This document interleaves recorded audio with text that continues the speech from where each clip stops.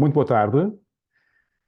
Muito obrigado ao canal History of Science, Coimbra e Aveiro, pelo convite simpático para falar convosco sobre alguns temas atuais da física moderna, da própria cosmologia. Chamo-me Francisco Lobo, sou professor do Departamento de Física da Faculdade de Ciências da Universidade de Lisboa. Sou também investigador e coordenador do Instituto de Astrofísica e Ciências do Espaço, que eu vou designar por IA, é mais fácil dizer assim. E eu faço investigação no ramo específico da própria cosmologia e da gravitação. Estudo o universo em larga escala, como é que o universo começou, quais são os seus constituintes, como é que vai acabar, não é? Qual é que é a sua dinâmica. E nós também temos muitos modelos, não é, que explicam essa dinâmica. E também estamos associados a várias missões, a vários projetos, não é? Que vão ser fundamentais para comprovar os nossos modelos teóricos, que depois falarei com mais pormenor. E basicamente o tema mais quente atualmente da própria cosmologia moderna é o tema da energia escura, ok? Nós sabemos que o nosso universo está numa expansão acelerada. Isto é, não só o nosso universo está a se expandir, mas está numa expansão cada vez mais rápida, e isso é, sem margem para dúvida, um dos grandes mistérios da cosmologia moderna e da física moderna, porque nós não sabemos quais são as causas dessa expansão. Aquilo que é proposto é que existe um fluido cósmico, chamado energia escura, que é repulsivo, tá bem? Esse fluido tem um caráter repulsivo que faz com que o nosso universo, em largas escalas, tenha um caráter repulsivo. É por isso que está numa expansão acelerada, ok? Isso, como disse, é um dos grandes mistérios da física moderna, ok? Um outro grande mistério é o tema da energia, desculpem, da matéria escura. A matéria escura que nós sabemos que rodeia as galáxias, ok? Nas galáxias existe uma grande quantidade dessa matéria escura. E como é que nós sabemos que existe aí qualquer coisa? Porque quando se faz observações das estrelas mais longínquas, não é? Nas galáxias, verifica-se que estas estrelas têm uma velocidade maior do que era suposto, ok? E quando se faz uma espécie de gráfico, vê-se que essas velocidades atingem uma velocidade constante, está bem? E a causa dessa velocidade excessiva das estrelas mais longínquas, não é? Das galáxias, é devido a uma matéria extra que existe nas galáxias. E essa matéria designa-se então por matéria escura. Ok? Basicamente, são os dois grandes mistérios da cosmologia moderna: a energia escura e da matéria escura. Ora bem, então, em relação a essa energia escura, esse fluido exótico que existe, que permeia o nosso universo como um todo, também temos mais modelos, não é? Pode ser que exista essa energia, ok? Pode ser aquela constante cosmológica que o próprio Einstein inseriu nas suas equações, inicialmente, e que ele também considerou que foi um dos maiores erros, não é, da vida dele. E essa constante cosmológica está associada à energia de vácuo. E de modo que também é uma grande área de investigação da física moderna. Outra abordagem que é fundamental, e é isso que eu faço mais especificamente, é que pode também ser que a própria teoria de Einstein, essa relatividade geral que o Einstein propôs, não é, há mais de 100 anos, em 1915, esteja incorreta, esteja incompleta, ok, em largas escalas. Isto é, as leis dinâmicas que regem o nosso universo em largas escalas podem não ser aquelas que são previstas pela teoria de Einstein. Então aí nós podemos modificar essas equações.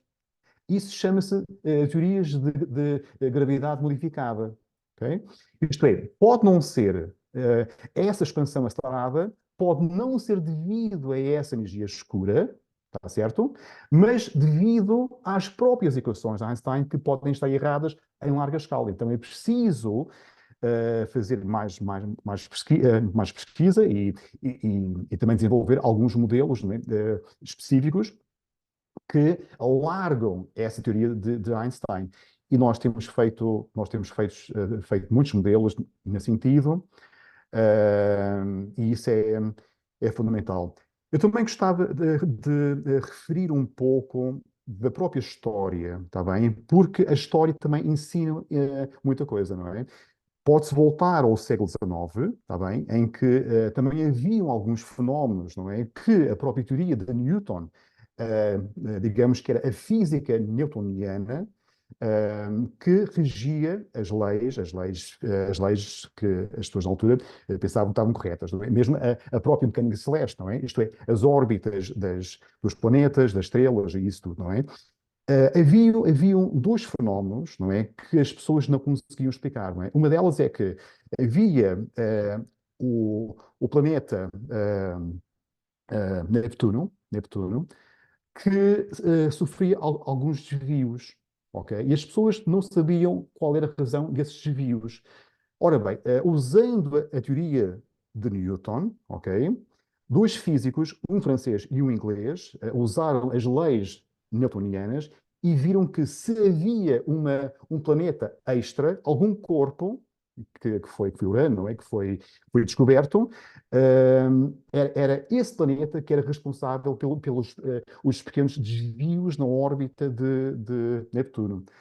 E esses dados foram enviados, então, a um astrónomo alemão que descobriu o planeta nessa mesma tarde que recebeu os dados do físico francês. Ok? Espantoso, não é? Isso foi uma grande descoberta para a física newtoniana, que explicou um dos fenómenos que, na altura, as pessoas não sabiam muito bem o que era, mas havia uma fonte, havia um fenómeno específico, não é? Que era devido à presença de matéria que fazia com que esse planeta tivesse desvios. Havia outro, e havia outro fenómeno que as pessoas também não conseguiam explicar, não é? Que era aquilo que se chama a precessão do periélio dos planetas, não é? O periélio é o ponto mais próximo dos planetas, ou então de um astro, ao Sol, ok? E as pessoas tinham feito medições muito boas em relação a Mercúrio, está bem? O periélio de Mercúrio, o ponto mais próximo de Mercúrio ao Sol, também sofria pequenos desvios. Quando Mercúrio dava uma volta completa, esse periélio também sofria desvios. Isso também foi um mistério. E atendendo a essa vitória da teoria de Newton, ok, as pessoas disseram, ok, tudo bem, mas também pode ser esse desvio do periélio de Mercúrio pode ser devido à presença de um novo planeta, ok, que eles chamaram de vulcão. O facto é que vulcão nunca foi descoberto. Foi preciso esperar até 1915, pela teoria de Einstein, essa relatividade geral, não é, que explicou precisamente essa precessão do periélio de Mercúrio. Foi uma grande vitória para a teoria de Einstein. Aqui, em termos históricos, em termos pedagógicos, nós temos cá duas coisas, não é? Temos um fenómeno que explica um fenómeno de uma anomalia gravitacional pela presença de um planeta, ok? Isto é, temos algum fenómeno gravítico que é explicado pela presença de matéria, ok? O caso de Urano e Neptuno. Um outro caso paradigmático é que nós temos aqui uma certa anomalia, que é essa precessão do periélio de Mercúrio, que é explicada não pela presença de matéria, mas pela própria modificação das leis de movimento da teoria regente. Isto é, foi preciso modificar a teoria da gravidade, que era essa mecânica celeste de Newton, por uma nova teoria, a teoria de Einstein. Okay? E, em termos históricos, talvez nós também estejamos numa altura muito análoga a essa, está bem? Essa expansão do nosso universo, essa expansão acelerada, pode ser devido não a uma fonte de matéria, de energia, a tal energia escura, mas pode ser devido à necessidade de modificar as leis de movimento do nosso universo em larga escala. Talvez seja preciso modificar a teoria de Einstein, ok? Então temos cá estas duas abordagens. Temos uma possível fonte de energia, energia escura, ou então nós temos uma segunda via que talvez as leis de movimento que regem o nosso universo como um todo estejam incorretas em larga escala. É preciso modificar a teoria de Einstein, ok? E temos duas vias que são ricas, muito ricas em modelos matemáticos, modelos físicos, e é preciso, aqui sim, é muito importante focar que é preciso termos dados observacionais para ver quais são os modelos corretos, está bem? E temos uma missão muito importante, que é a missão Euclide, que foi lançada o ano passado, no dia 1 de julho, que vai medir o nosso universo em larga escala, vai medir as posições à volta de 10 mil milhões de galáxias e os seus movimentos, não é? E aí nós vamos ter então um mapa do universo nunca antes visto, nunca antes conseguido. Ok? Já temos imagens que o Euclide já nos enviou, que são públicas, não é? Aquelas que não são públicas não podem ser ainda divulgadas, não é? Mas as imagens que foram divulgadas denotam que existe uma grande quantidade de matéria escura. Ok? Agora pode-se passar para esse segundo grande mistério que é a matéria escura. Mas tem margem para dúvida que o Euclide, a missão Euclide vai ser uma missão muito importante, fundamental mesmo, para nós conseguirmos distinguir os modelos de energia escura dos modelos de gravidade modificada, ok? E isso vai ser uma aventura espantosa para os próximos anos, 5, 10 anos, ok? O mais provável é que nós temos por no lixo muitos modelos matemáticos, muitos modelos de teorias de gravidade modificada e também de energia escura, ok? Realmente é uma época de ouro, não é? Que continua com o Euclide e que promete novas descobertas, novas coisas, não é? Ora bem, então, em relação às missões, também é muito importante dizer, não é, que o nosso instituto, o IA, o Instituto de Astrofísica e Ciências do Espaço, está associado a muitas missões da ESA e do ESO. A ESA, European Space Agency, o ESO, European Southern Observatory, não é? O ESO está mais relacionado com as missões terrestres, ok? Muitos telescópios que são montados no Chile, vários sítios, não é? E a ESA que está sim relacionada com as missões espaciais, ok? Nós temos, no nosso instituto, temos 5 grandes grupos. Temos o grupo, posso um bocado sobre isso, que vai desde escalas mais pequenas dos planetas, não é? Temos cá um grupo muito forte que faz investigação sobre exoplanetas, ok? E também atmosferas dos planetas. E o grupo está associado a muitas missões. E já foi descoberto muita coisa relacionada com os exoplanetas, ok? Um, e de modo que essas missões são muito importantes também, estarmos associados. Temos o grupo das estrelas, também que faz a investigação sobre a própria evolução dinâmica das estrelas, que também estão associados a várias missões. Temos o grupo das galáxias, também fazem uma análise, um estudo exaustivo do próprio nascimento, da evolução dessa dinâmica das galáxias, ok? Dos buracos negros supermassivos que existem no centro dessas galáxias, também que são responsáveis pela própria dinâmica e a própria evolução das galáxias. Muitas missões também que estão associadas a isso, o MOONS, o Athena mais no futuro. Temos o grupo da cosmologia, da qual faço parte, e aí também temos algumas missões, não é, que nós também estamos associados, não é? Em particular, a missão Euclide, que eu acabo de referir. Inclusive, o mapeamento do céu, que o Euclide vai varrer para mapear esses 10 mil milhões de galáxias, foi feito por uma equipa no IA, ok? Nós temos, chama-se o grupo do Survey, e são eles que fazem esse mapeamento. Eles, quando há erros, eles modificam os códigos, não é de modo que o Euclid esteja em sincronia, não é, com o timeline, não é?